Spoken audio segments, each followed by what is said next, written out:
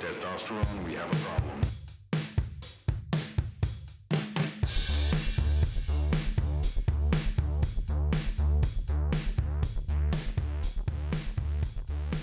This is Outside the Manosphere, where two guys with zero credentials dive past the cliches of masculinity and try and become better friends by actually talking to each other. It's weirdly hard, but we're doing it anyway. Join us.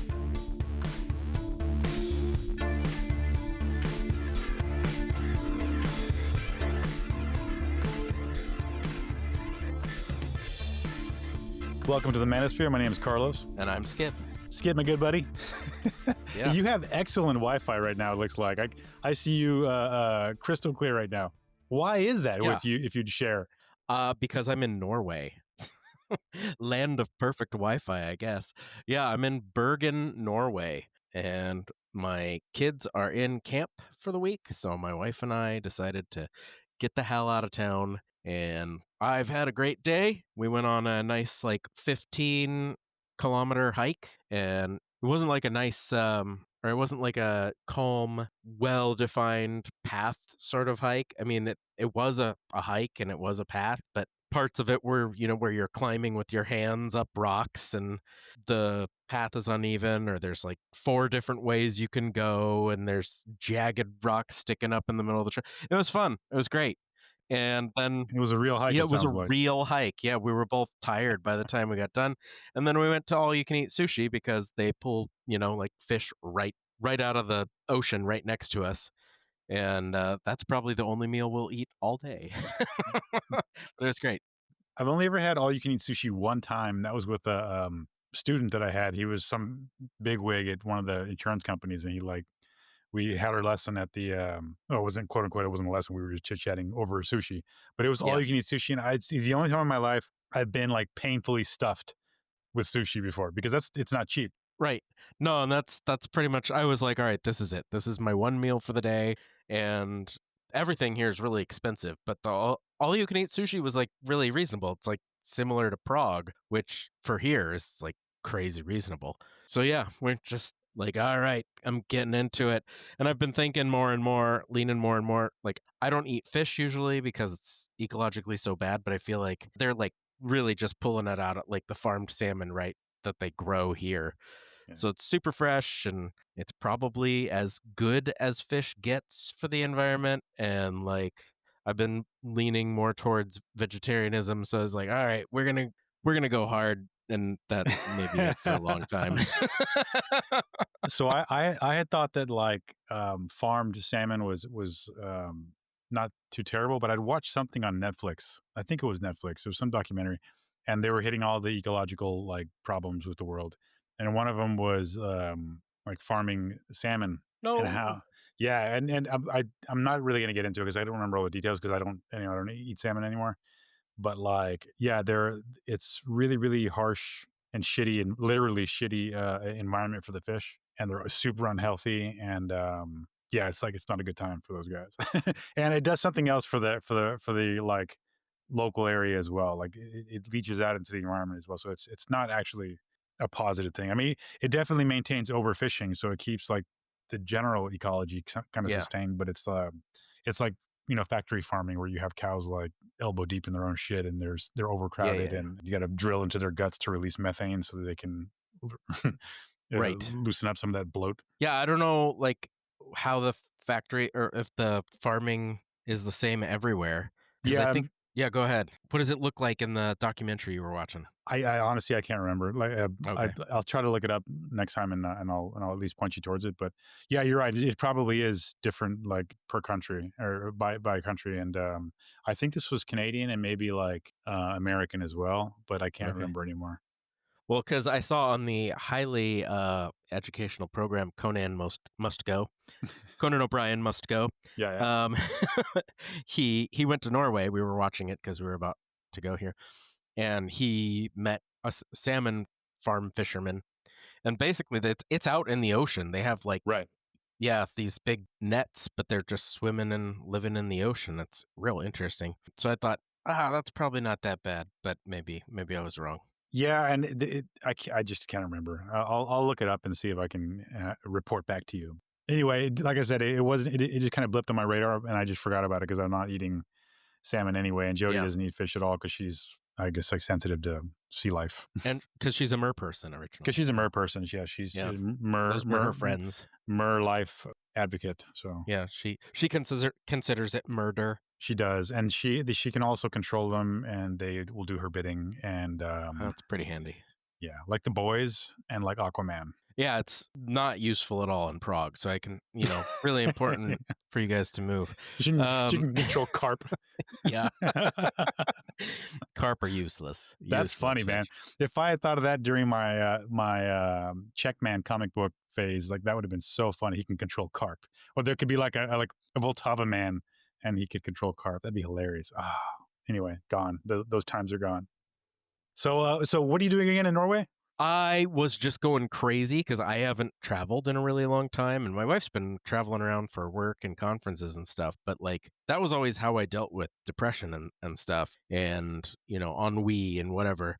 And I've had a really hard time because like even we went back to the U.S. and that was really nice, and I saw Yosemite. But before that was when we decided to do this because I was just like, I've got to get out of this place. I've got to go somewhere. I've got to see something new. So we found a time when the kids were going to be gone and we booked some tickets and I got a hotel with my airline miles. And yeah, we're just like hiking around, looking at trolls, Be careful. walking around the wharfs and stuff. And it's cool. Do the kids, do they know you're gone? Yeah, they do. Okay. Yeah. You're like, no, we just booked it. They have no idea. They can't reach us at all. No, they can't reach us because they're at camp. So Yeah. it's like no communication. What do you do if there's like an emergency? Is there, you guys have like a point person, I'm guessing? I mean, they'd call us because like our phones work here and everything. Right. In Norway, they do work. What you're saying. They do have like technology in Norway. They do. The They Scandinavian do, yeah. region. It's mostly Viking powered, so it's like it's mostly slave powered. Yeah. Well, yeah, I didn't want to say that, but yeah. No, yeah, they're moving the coals onto the fire and it turns the turbine and yeah, no, it's really good here. Yeah. Everybody looks like they're straight out of like a Patagonia catalog. Really? Everybody's in their activewear. Everybody's tall and thin and blonde with thick wavy hair.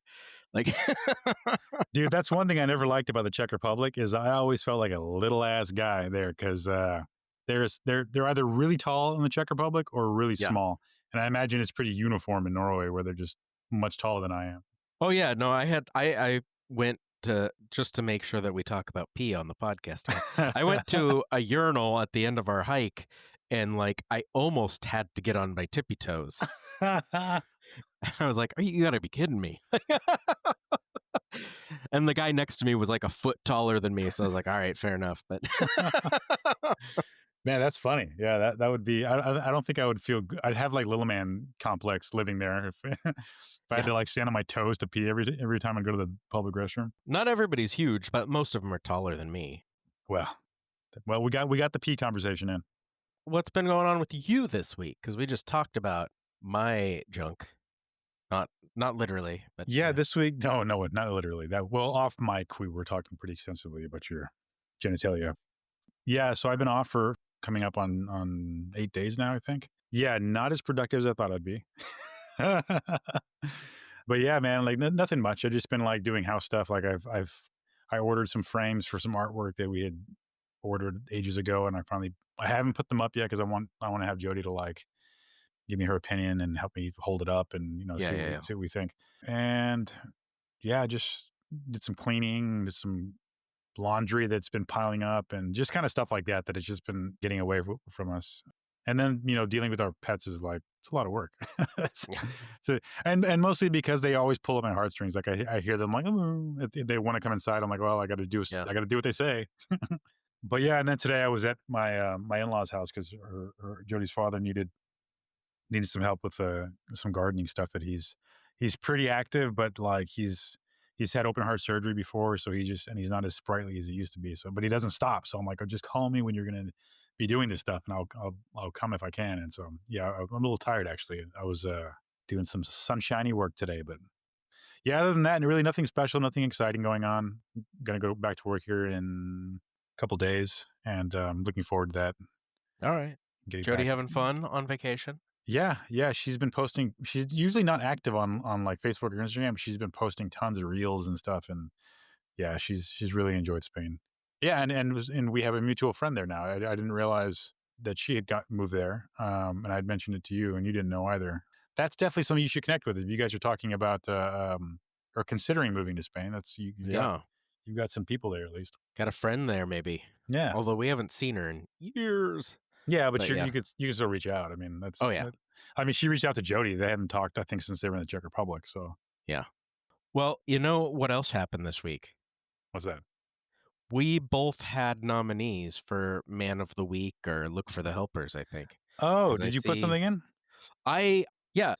So mine is an article from Fortune, and it's about a guy named Brian O'Kelly, and he's like a tech entrepreneur who sold his company for 1.6 billion, and then he gave away 1.5 billion of that because he was like, there shouldn't be billionaires, this is way too fucking much money, and I'm donating the rest to charity, which I thought was just like really cool and reasonable. And like, you know, he's saying stuff like, well, we want to have the ability to do just any fucking thing that we imagine, because Right. it kind of messes you up and it kind of takes the joy out of life, and they wanted to be having choices and stuff. And even with $100 million, and I'm sure they've got a lot of things that they own already, you're not inhibited from doing many things, but like you're not building rockets for the fun of it because you don't know what, because there's nothing to thrill you on Earth anymore. Like, like he, you know, I think that's really cool. He said he wanted to have a budget and make choices about what they wanted to spend their money on, and that sounds like that's all really cool. But I think it's extremely cool that he sold his company for 1.6 billion and gave 1.5 of it away. That's Right. to charity. That's really awesome. Yeah, I remember. I did read it, and I remember now that he also was concerned about his kids being spoiled and not understanding the value of money or having to Yeah. work and he wanted to stay grounded and stay Yeah. like kind of in touch with reality. Yeah. Still some danger with $100 million, probably some danger there still with those things. But Yeah, like well, yeah, way more reasonable. and I liked how I say this. It sounds like I'm mocking, but I'm not. I liked how arbitrary though they decided on a figure. They like calculated what they would need to be Mhm. comfortable, and it was like 50 million. He's like, and then we just doubled it. I was like, well, Yeah. okay. I mean, you laugh, but like whenever I've started a company or taken on a big project, that's like how you do it. You think of all the things that you think you can come up with that are going to cost money, and then you just double it because inevitably all these other things pop up, Right. and like you actually end up, I mean, 50 million to 100 million. That's so much money I can't even imagine. But maybe it wasn't as yeah. arbitrary as I thought. Maybe it was like Yeah. you're saying, it's kind of the standard thing to do. Yeah, I don't know if it's standard for everybody, but I've definitely run into it more than once, and it's definitely what I do when I'm trying to make a budget for something, is like Mhm. that has a lot of unknowns. It's like, oh, I'm just gonna come up with everything I can and double it, and that ends up being a lot of times pretty accurate. I'd say I mean, that was pretty gutsy of the guy because I mean, 100 million, you're good. I mean, Yeah, you're good, you're but gonna be fine. But like, if I suddenly came into 1.6 billion, 1.6 yeah, billion. I have struggled for money for so long, Oh yeah, the entirety of my life. If I suddenly had 1.6 billion dollars, for all my like railing against billionaires, I would hold that money to my chest until I feel safe to let it go. I'm like, okay, I don't believe that I have this, and I want to make sure that I'm never poor again. So until I figure that out, I'm going to be a billionaire. What I'd said to you was, I don't know that I would have just given. I mean, I'm sure he thought through what he was. Yeah, it was to right. charities. I think their favorite charities. Like, Yeah, I feel like I don't know. I've never really given it any serious thought because the thought of having $1 billion is just not on my radar. you're right. But I feel like I would create like some ongoing trusts that would just keep generating money because I don't like, I'm using this word twice, but I don't trust people to actually honestly spend a shitload of money that I'm going to give to them. You know what I mean? If it's a charity Right. that maybe that's the cynic in me, but like, yeah, I would create like several trusts. So I'm like, okay, well, this is in your name until your thing goes away, or we'll revisit it in 2 years but you'll be getting this money continuously for X amount of years. Sure. Yeah. And I feel like that's like a more sustainable, like charitable slash capitalist way of I don't know, creating wealth equity. Yeah, I had thought about like what I would do with it, and I mean, obviously, giving it to charity is like it's nice because then you don't have to deal with it anymore as well. Like you've done your good and whatnot.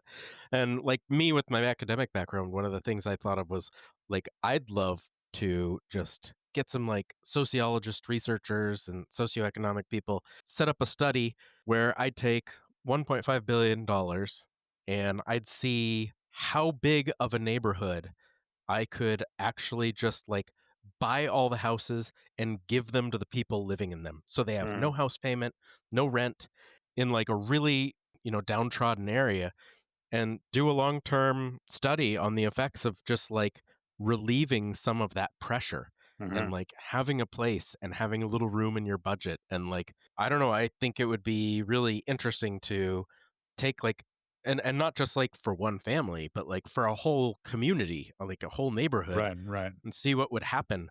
That sounds like just a tremendous opportunity to like learn so much about the way things would work if we were just not if we weren't constantly struggling. My wife and I were talking about Sisyphus a lot on our hike, and like the constant struggle and how everybody is Sisyphus. Like you get up and you work all day and you're trying to pay your bills so that you can get up and work all day tomorrow and try and pay your bills and And and just so I didn't yeah. mean to interrupt you, but you've mentioned Sisyphus a few times. Just for anyone who doesn't know, it's a Greek, I guess, myth you fill in the blanks. The guy who's rolling a boulder up a hill, it always rolls back down, and he's always rolling it up. So just a kind of a futile action. It's just kind of it's not even just futile, it's just like this never ending struggle. Like Hmm. you push it all the way up and you wind up back at the bottom. He pissed off Zeus and this was his punishment, Right. Like Yeah. Yeah. Zeus is creative. yeah. Yeah. So anyway, So go ahead. Sorry. no, go ahead. Well, I was just going to say, while you're over here taking care of people's mortgages and like giving them Yeah. sort of breathing room, I would on the other side create like an evil genius experiment where I would take a small town and give everybody $1 million and just see if I can collapse the entire town. Because I wonder how many people would like. I mean, there are studies to show like you just give people money and they're able and Mhm. they'll use it for they'll fix their roof or they'll do whatever They'll use they it need to do. wisely. Yeah. Yeah, yeah, because they know what they need rather than like, oh, I'm going to do this for this Yeah. food program or whatever. Like, no, just give them money and see what they do with it because they'll know what's best. But anyway, what I was saying is I'll give $1 million to everyone in town. I wonder how many people would just be like, oh, I spent it all. Right. You know what I mean? Yeah. Yeah, no, but to get back to this guy, I think like, we just need more people to do this. Like sounds like just a healthy guy. Yeah. Somebody that doesn't have a giant hole that they're trying to fill with ridiculous amounts of like you're done. He's done. He's good. And he still works and he still tries to build things, but like the money will go somewhere else, which is kind of like I think what I had suggested on this podcast earlier, what, like you won capitalism, take your sign and and now you can keep working if you really want to. But I think he had some, like he was calling, Jeff Bezos and people like obnoxious, and the super yachts and islands are gross. And I realized how much I cared about this again later in the week because Jeff Bezos's mom died and there was a story about it. And his mom's name starts with a J too. It's Jackie. And I got unreasonably happy for the fraction of a second. I thought it was Jeff Bezos that died. And I was like, wow, that's a strong reaction Yeah. when I saw that. So yeah, I think yeah, we just need, like I bear this guy no ill will. He's got $100 million. Great. He's got a Yeah. bunch of money, more money than he probably could ever need or use. If he really wanted to, I'm sure he could use it. But like, there's nothing wrong with that. There's nothing wrong with that. Right. But like No, I agree. the people that just have hundreds of billions of dollars and Zuckerberg's buying all the houses around him. He's got a 7,000 square foot compound underground. Mm. It's like this is crazy shit. This is shit crazy people do. Mhm. That's like a billionaire prepper. Yeah. That's what they would do. I was going to say the guy that saved 100 million and gave away the Yeah. rest of it. If he really wants to, I'm sure with that amount of money, he can get right back up to a billion pretty quickly as well. Oh yeah. I mean, we'll see. I mean, if that's what I guess we probably won't see, but like, I mean, the real test would be if he just keeps making a ton of money and then keeps giving it away. That'd be remarkable. I mean, it's Yeah, I mean- remarkable to give away $1 billion anyway, but like, Right. but yeah, to keep doing that would be amazing. But he said like, I do startups and I'm trying to do another one but you'll never catch me in the billionaire club. Like that's Right. just Oh, not, that's true. That's true. Yeah, I remember now. like it's just not something I'm gonna do because it's gross and my kids will get fucked up and like I think that's awesome. So there's look for the helper, man of the week, whatever you want to call it. What do you got this for us this week? So the one that I sent you was another local bit of news here. Is a judge who has called on lawmakers. He hasn't done anything. He hasn't ruled on anything to set precedent or anything, but he's called on lawmakers to strengthen punishment for femicide. Femicide? Yes, femicide. Femicide. That's a new Yeah. word for me. Yeah, well, it's exactly what it sounds like. It's women Yeah. being killed by women being killed, but in this case, it's about women being killed by their partners or men in general. And so he's calling for different penalties and stronger sentences for men who kill women. And I mean, he really isn't making any change, other than he's an old white man who happens to be a judge and has a big microphone, and he's saying like, no, this needs to be part of the penal code where it's not just like a homicide, it's a femicide, and if this occurs, he wants like a minimum 15-year sentence before someone's eligible for parole. I think right now it's 10 years, which is pretty high, but it's still killing somebody and killing essentially a member of your family. Even if you're just like boyfriend and girlfriend sort of thing. So anyway, just keep that short. But I just thought that was a neat and optimistic thing to see, mainly because it's an older man in a high up position who's like essentially shaming lawmakers into action. But anyway, the article was called "New Brunswick Judge Calling on Lawmakers to Strengthen Punishment for Femicide." And it's in the CBC, written by Shane McGee. So if anyone's interested, we'll post that in the link as well. Well, Skip, are you ready to fall in love? So ready. You've been waiting your whole life for this moment. I've been waiting.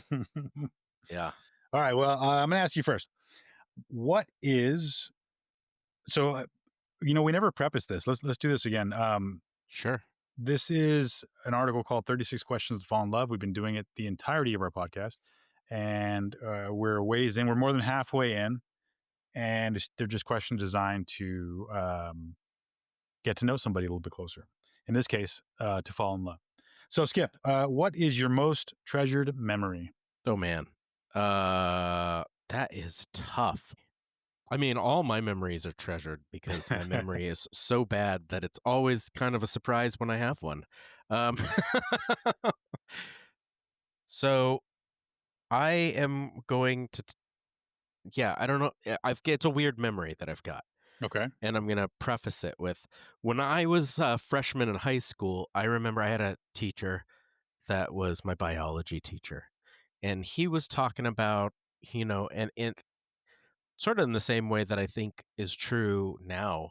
But he was saying, when I was a kid, I was pretty careful. Like, you guys are so stressed out. There's so many things going on in the world. And there's, like, back when I was a kid, we didn't have like drug epidemics and STDs. And, now we've got all of those things plus the government falling apart and AI stealing your future. And like, I think things have gotten progressively worse for kids over the past, 50 years or so. Mm-hmm. And he was just talking about walking home from school and having this vivid memory of walking home from school. And it had just rained, and you have that smell, that just after the rain smell. I think it's called Petticoat, and like he was talking about just walking home and throwing his jacket up into the air and watching it fall back down and catching it on the way home from the bus. and just being totally carefree, and like how he felt bad for us because we wouldn't have that. And I think it was a year or two later in high school, and this is a really weird treasured memory, but I just remember sitting in my car in like the parking lot of the school, skipping class, and sitting with a friend just playing Queen songs over and over again and like trying to make out some of the lyrics. And just like it really was like one of those moments of just being carefree, and you're focused, you're with somebody that you like, you love, like a Yeah. friend that you love, and talking and having fun and kind of forgetting about everything else. And I had, in the same semblance, I had a similar experience with my wife in college when we were just friends. And like those, there's something about just like sitting in a car with nothing to do and playing a song and like enjoying the hell out of it with somebody. Yeah. That's a really treasured memory. For whatever weird reason, like that's the thing that I've kind of focused on. I feel like we're also kind of the last generation for that too, because now most kids that are just going to be sitting around, unless they're like really small kids, most kids that are just going to be sitting around like listening to music and just kind of like talking are going to Yeah. have their phones out too. You know what I mean? They're not. It's just Right, not the right, same thing right. anymore. Like we had tapes and CDs and records and stuff, and Yeah. yeah, it's just not the same thing. But no, those are good treasured memory, or that's a good Yeah. treasured memory. And they were both before smartphones, so you're right. You're Yeah, absolutely right. yeah, Yeah. yeah. I'm just so happy we live in an age of smartphones because boy, that's just convenient. But like, yeah, you there's a trade off, especially if you're young. You know what I mean? For You sure. miss some stuff. Yeah, I always talk about my example for this trade-off, and like there's things that we lose that we don't even like, that kind of moment that we don't even think about. So like when you and I were kids, if we wanted to call up a buddy and see a buddy, like we'd have to have memorized their phone number. We'd have to have a reasonable approximation of their schedule to know that they'd be home. We'd call, we'd have to like think about how we were going to talk to their parents when they picked up the phone. There are so many auxiliary skills and experiences that went into the simple act of getting a hold of a friend that are completely stripped away by the advent of like a cell phone that a kid has. And for me, like I think we like AI and cell phones and internet, like we rush into technology and we rarely have any idea the kinds of things, because that's just one tiny example. But like there's so many things in that, and it sounds silly, but there's a lot of like auxiliary skills. There's a lot of empathy in that. There's a lot about thinking about other people. There's a lot of like normalizing talking to people that you don't want to, like parents, and being respectful, and Right, like there's right. so many experiences and skills that are built into that we get rid of. So like yeah, when you mentioned the cell phone, sorry to like go off on a tangent, but yeah, it really kind of brought that home. No, Me. I'm gonna carry on with your tangent because Oh, good. I feel like I feel like I mean the same case can be made of like really any technology because Yeah, I mean as you were describing that I thought of like okay well, there's telephone versus letter writing yeah, and look at I mean if you look at the penmanship of somebody who was drafting a handwritten letter 150 years ago yeah, versus my handwriting, it looks like I wrote with my toes. I've got the worst handwriting ever. Even when I'm writing in cursive, it's yeah, horrible. And yeah, I mean, there's an elegance that was lost. I mean, you can go even further back and make the same case with like writing, like the advent of writing. We lost a certain capacity for memory because you're writing it down, and now I can just move on with whatever, and it's written down, and it's being duplicated now, and I don't have to hold it in my mind anymore, in the details of whatever story yeah, or whatever. So I don't know. I mean, everything's different, and it gets more complex as all the way up to smartphones, as you were describing, or not even smartphones. Making a telephone call, landline telephone call in the '90s, is right. highly complex, as you just laid out. Yeah, I don't Yeah, know. I mean, what are the consequences? I don't know. Are they really that bad, or is it just bad from a perspective of like Yeah. I mean, I don't know. I think about like what you were talking about with writing a letter 150 years ago. I'm reading a lot of not a lot of. I'm reading my second Jane Austen book in a row because I don't know if they were at the library and I'm enjoying them. And like there's a lot of parts of those books that are about being in correspondence with someone and like they write like multi-page letters where it's Right. like all the news of all the people they know in town, and that's how they connect and it's how they communicate and find out the news and what's going on in the world. Mhm. And like now we've got whatever we've got, but like even before all the social media, like once email happened, it was like, it's like two sentences. Like if anybody sent me an email that was like the letters they wrote, I'd be like, what the fuck is this? I'm not reading this shit. you know? But like, but at the same time, even though I would absolutely be horrified to get a letter like that, like I miss that kind of like, I'm jealous of that kind of like connection and that idea of like, I mean, it's sort of what we're doing here verbally, which is like this correspondence, this like regular connection to somebody that's not immediately present. And like that's something that a lot of people have trouble with and Yeah. have a hard time with. And, that article, the Where Have All My Male Friendships Gone, My Deep Male Mhm. Friendships Gone, came up on the Daily the other day. They were doing an interview with the guy. We both were listening to it at the exact same time. And he mentioned, and he did this in the article too, this podcast, Man of the Year, which is got some elements in common with ours, which it's all about like manicuring male friendships and stuff. But one thing that I found in both of them is in both the article and this is it's also for men that have a lot of friends that they've let go, Mhm. and they're all they're all also fairly wealthy and I haven't and listened like, to it. Is it? oh yeah, but like even the guy in the Right. article is like a Yeah. pretty, He sounded well to do. Yeah. yeah, his wife is the editor of the paper that published him. But yeah, like, he had like dozens of friends, the male friends in the past. My friends growing up were mostly women. Like I've got one or two, good male friendships in the past that like I kind of keep up with, but like if I wanted to go out and create or recreate these male friendships, it'd be hard for me.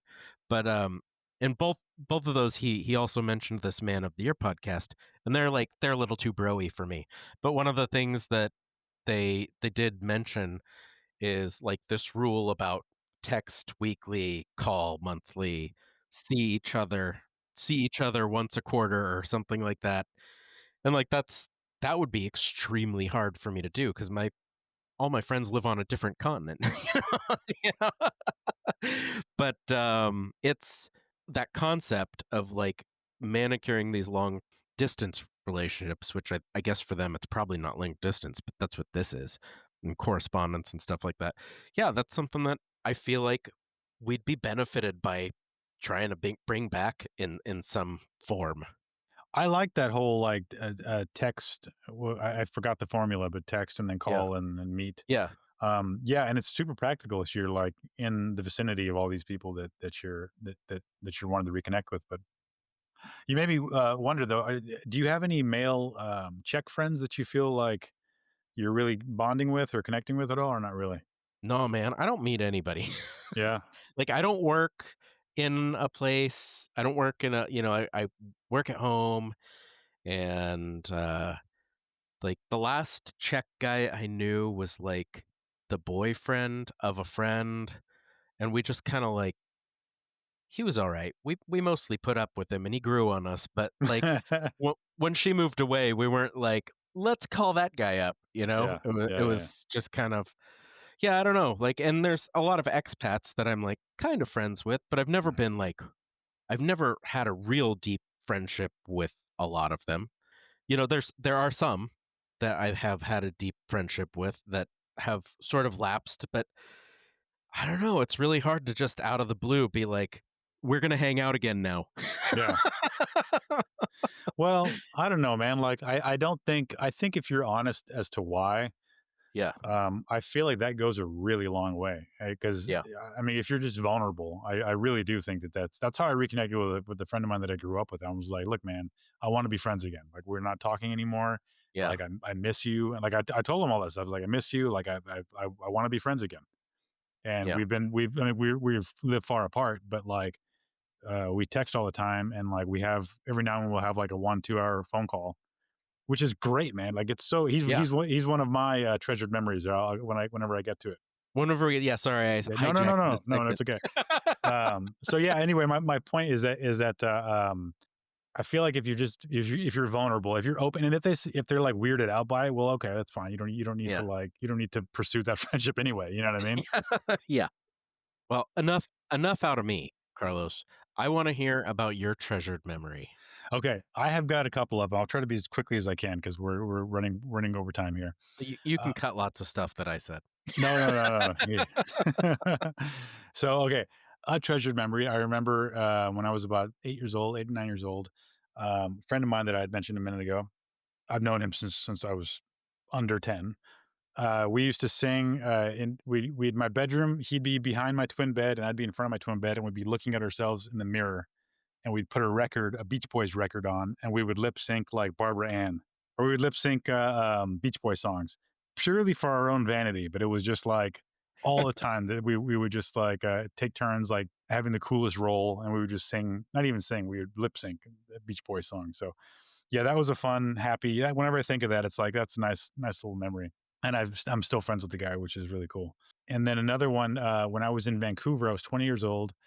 This is the one that popped in my head first because this was for a long time. It was really treasured memory. It remains. I was there for a while. I just kind of landed there and I just stayed at the hostel there. And when I left at the pub that like everyone from the hostel would go to, everyone came out to like see me off, and we were at the pub, and we Yeah. were having beers, and everyone was buying me drinks, and like I don't know, man, like it sounds so sad to say, but I felt so like welcomed and appreciated, and like they all came out for Yeah. me, which is I've never been social like that ever, and I've Yeah. never had like people give a shit like that. So it was really I don't know, touching, I guess, for that. So it was really pleasant night. And the last one, this is woo woo, but it's still like it's a treasured memory. And I'll keep this as brief as I can. But I went to a funeral.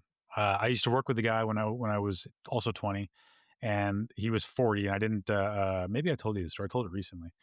We weren't friends. He was a guy that I worked with, and I liked him. I thought he was a nice guy. I quit that job, and I never saw him again. And I heard because I still knew a guy that worked there.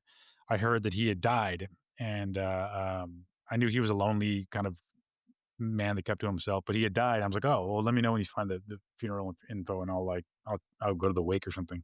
Hmm. And so I did, and I went. And again, like I wasn't friends with the guy. I didn't really know him personally at all. I just remember he was a decent human being, and I appreciated that. So, I went to his wake, and there was very few people there, and his mom was there. She was, he was 45 when he died, and he was my age. Jeez. And so I don't know how old his mother was, but anyway, she seemed really comforted that I was there. She kind of like latched onto me and was like kind of teary eyed the whole time, but like talking to me and like and kind of wouldn't let me Yeah. go. And finally, I left. I was like, "Well, I got to go." She's like, "Oh, you're not coming to the funeral?" I'm like, "Well, no, I really can't. I just wanted to come pay my respects." So anyway, I left. I was crossing the parking lot, already thinking of like my day at school and like my day at work and all the like.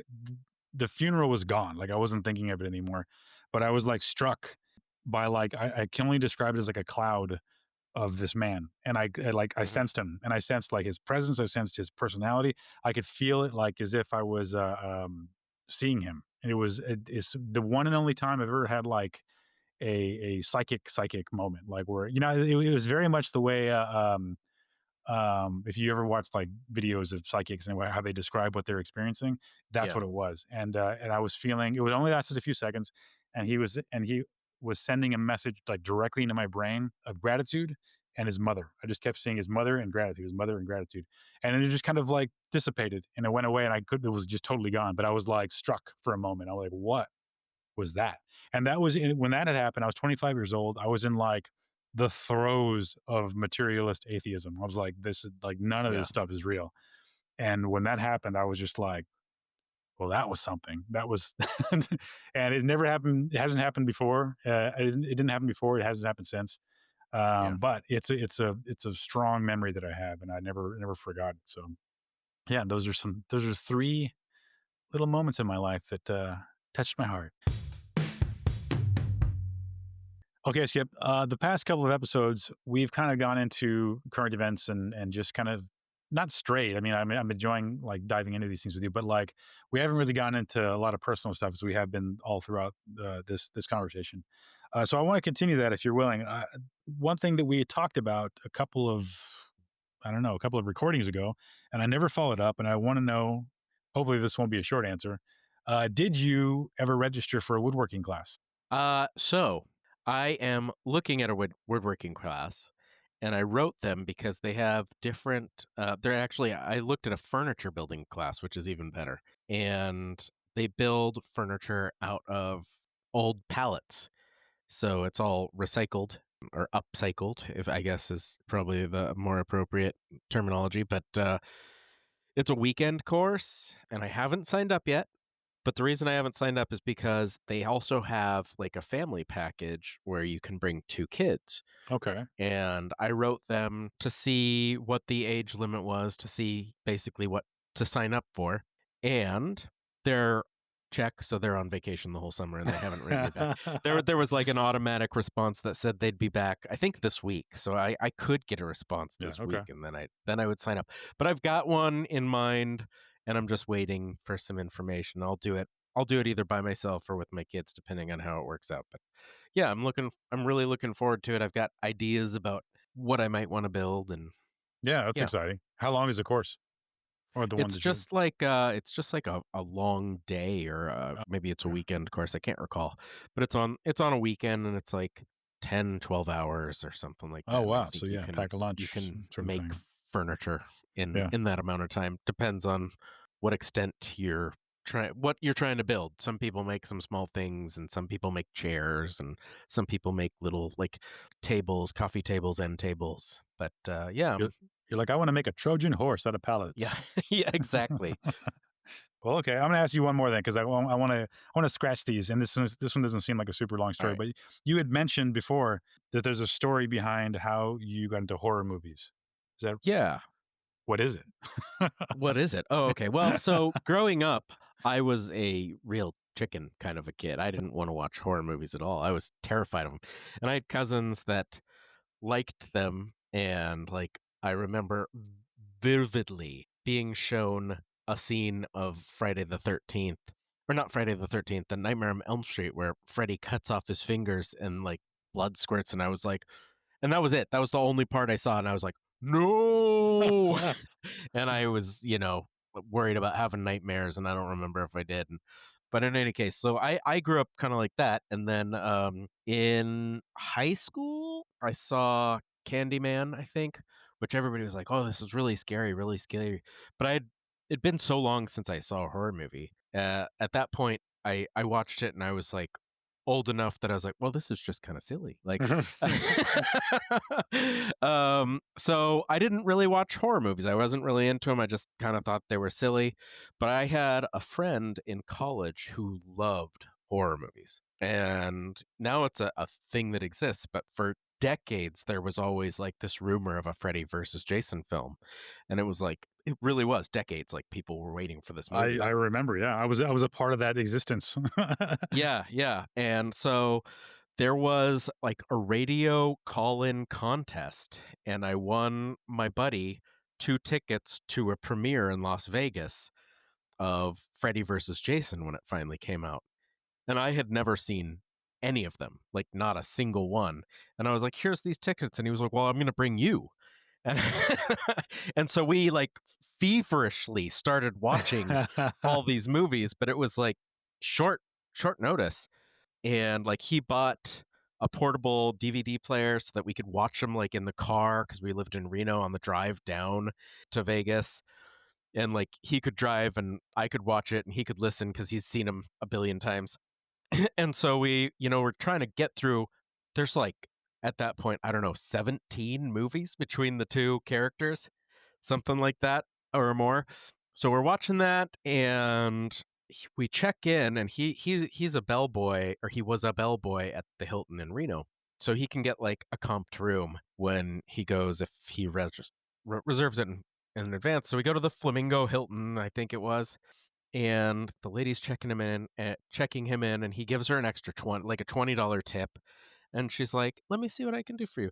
And she ended up giving us the penthouse suite because it wasn't it wasn't rented out. So we got this penthouse suite for free, Nice. and it like looked out over the entire strip, and there was a big screen TV, and we both had our own rooms, and it was just like a nutso experience for two, young guys.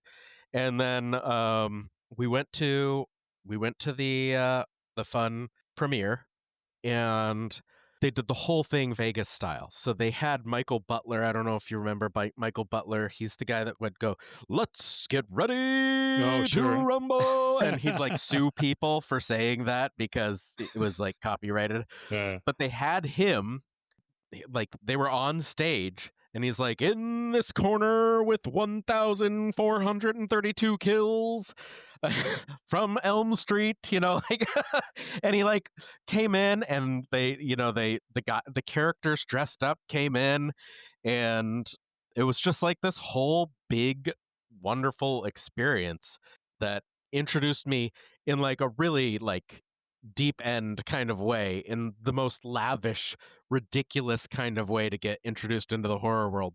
And I've just ever since I've been into horror movies, and especially if they're very silly. But yeah, Which I've Freddy versus Jason was, but was also one of my favorite movies of the franchises. yeah.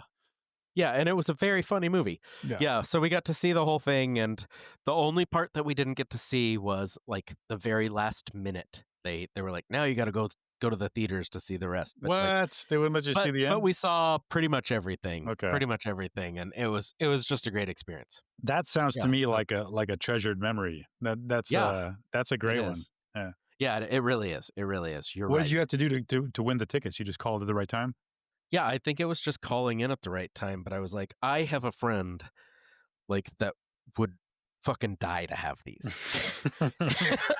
like he wasn't just like kind of into stuff. Like he'd track down like VHS copies of movies that didn't exist anymore to have and to watch. And yeah, he was just so into it, and it was one of those times where you have something, or you have someone, and you have the perfect fucking gift. And there wasn't like an occasion. It was just like, I can make this person's day. Like I can make this person's week, just by doing this. And it's like such a nice feeling to be able to give somebody that. But then he gave it back to me in just like Yeah. multiples, because it was such a great experience. Are you still in touch with this guy? I am not. Mm. No. Like I'm not good at communicating online. He's horrendous at it. Okay. And he moved even before I came to Prague. He had moved to Seattle, and I'd only seen him a couple times, and I'd tried to write a couple times, but he's just, you got to go visit him in Yeah, person. he's Otherwise hard to deal. Yeah, he's hard to get on the horn. It ain't gonna happen. Yeah, Yeah. I got you. That's too bad. That's Yeah. always the worst too, when like you're willing to do the work, but the other person's like, not because they don't want to, just because it's a character flaw, I guess, of theirs, that Yeah. it's you're not in the same place, so they're not gonna maintain the friendship. Yeah, I mean, one of the things that was so attractive about this guy as a person was he was so like comfortable. I wouldn't even say confident. Like he was so comfortable in who he was.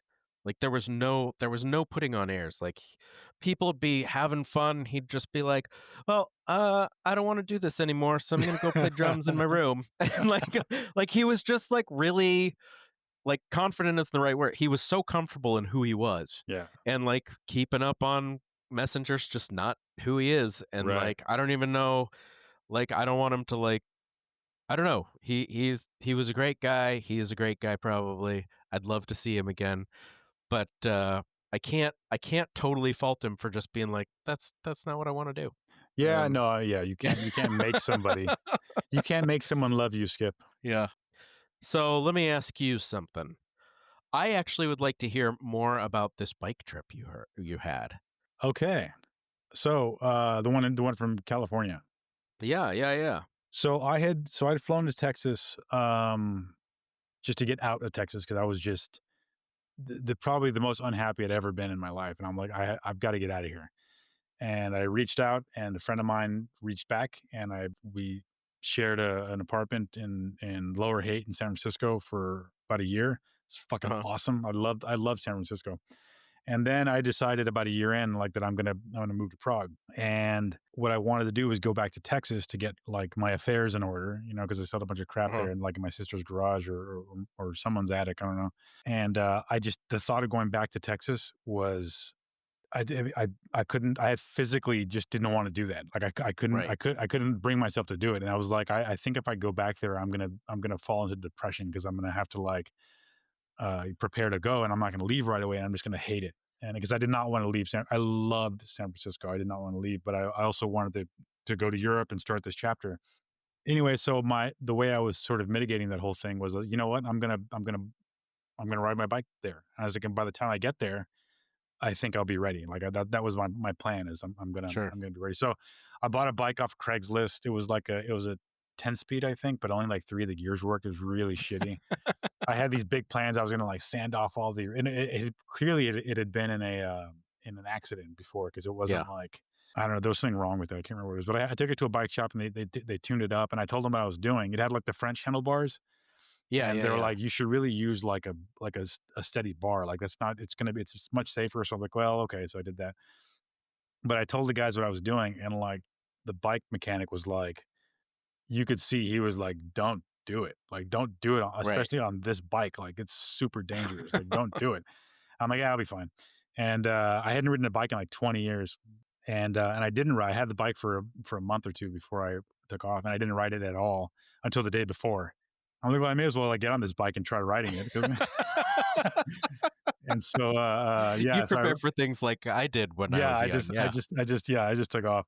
But yeah, but I rode around San Francisco that day, and I was like, man, this is a whole other perspective of the city. Like I should have been doing this like ages ago. Like this is fantastic to ride around the city.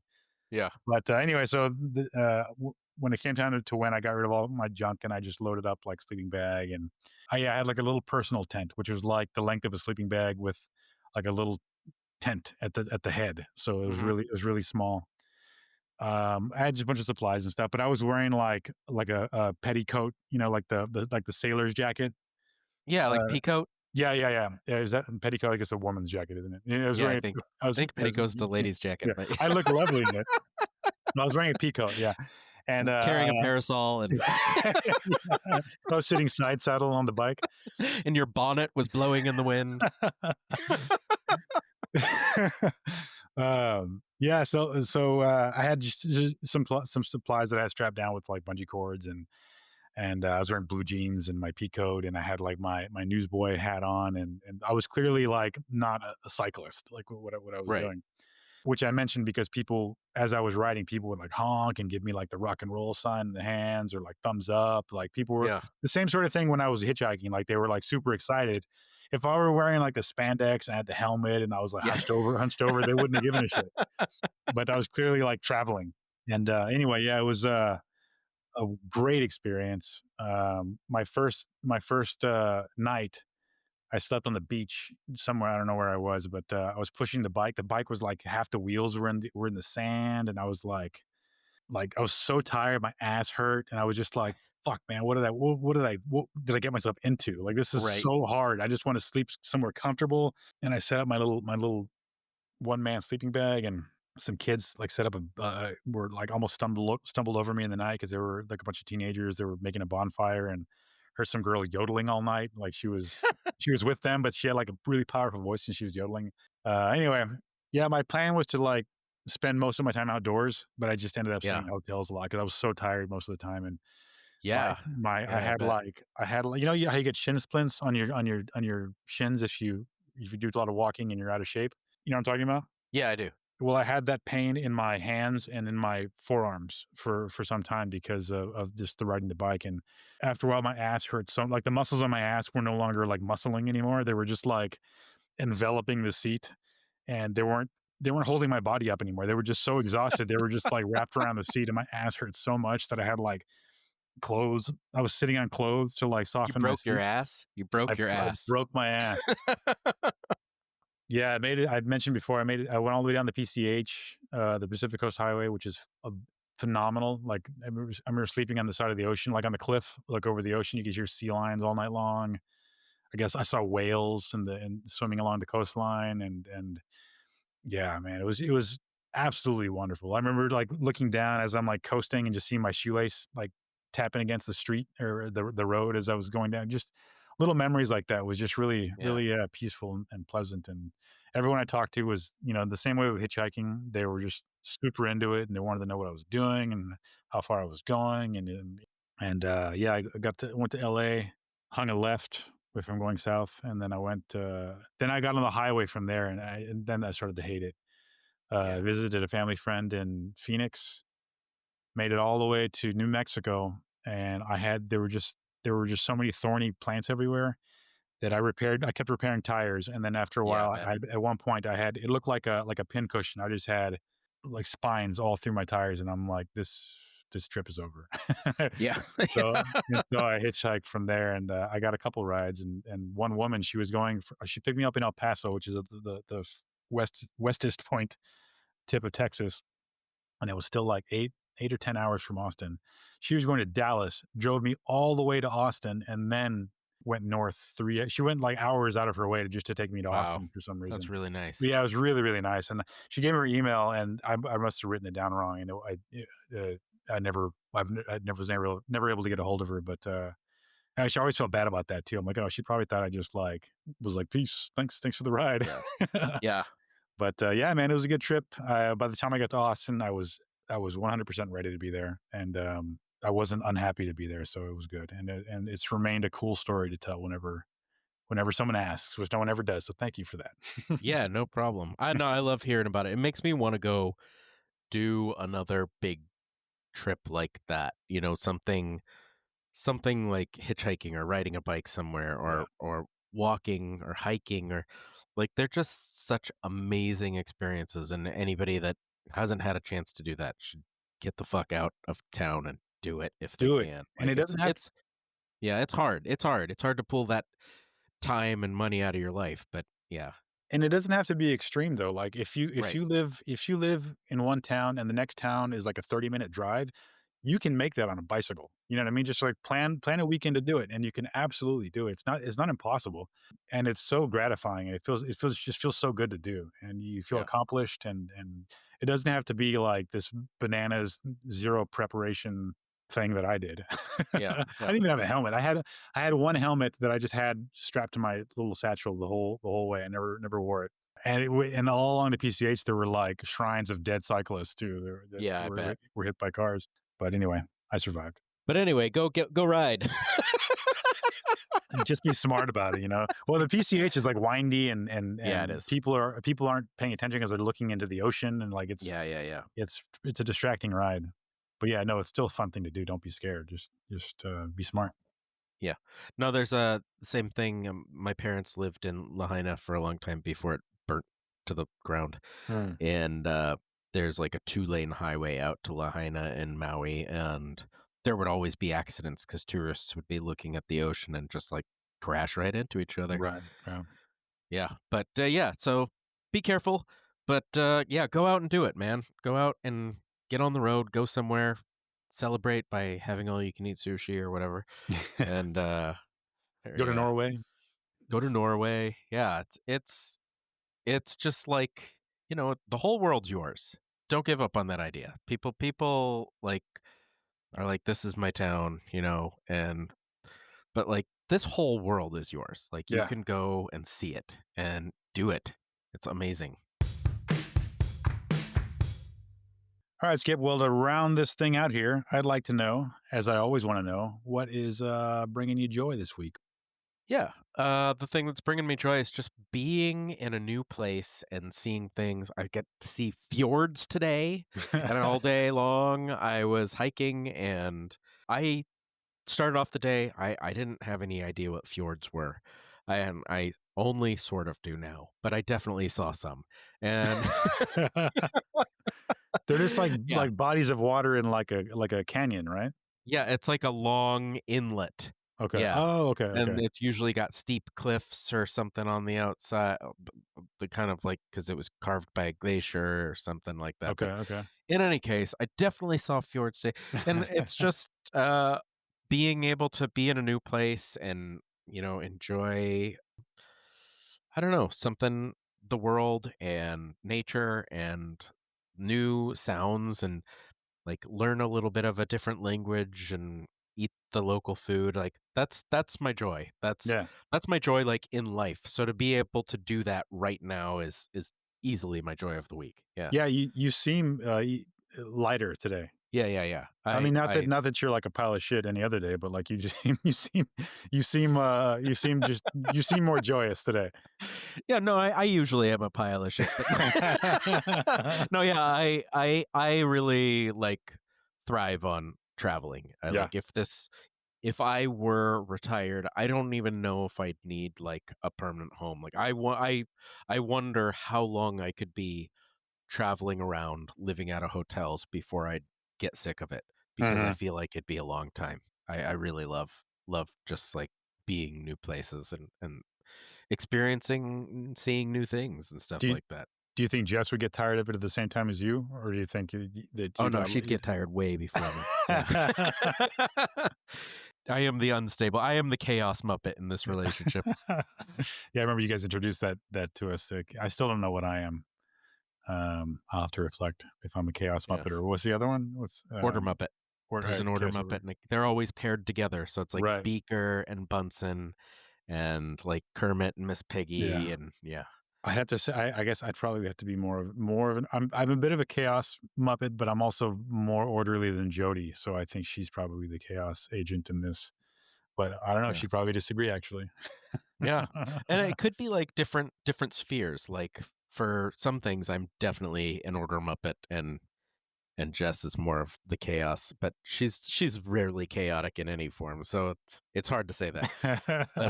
But there's definitely areas which I'm quite orderly.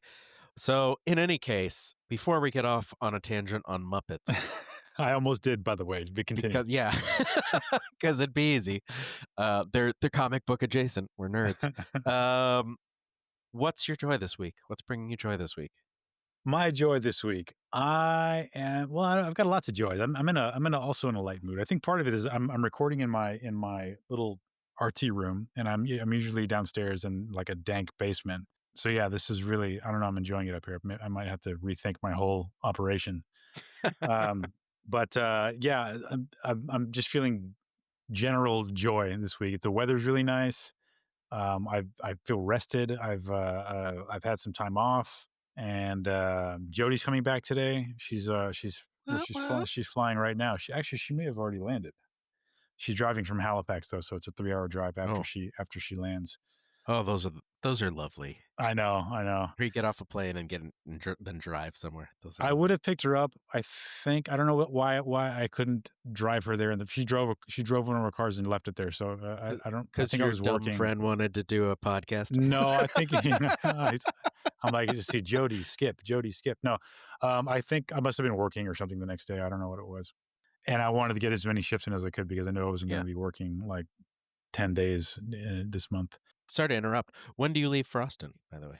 The 13th of September. Oh, okay.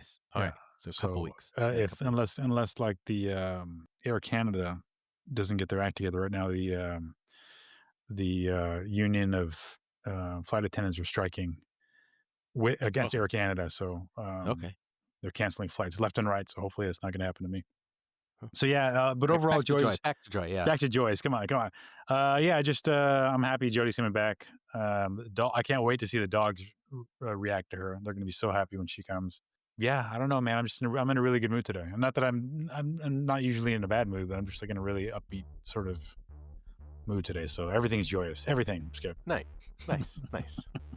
Thanks for joining us. New podcasts every Monday. And if any part of this show has resonated with you, let us know at outsidethemanosphere@gmail.com, Instagram, or Facebook. Please like, rate, subscribe to the podcast, or recommend us to a friend. We hope you'll come back. Bye. Bye-bye.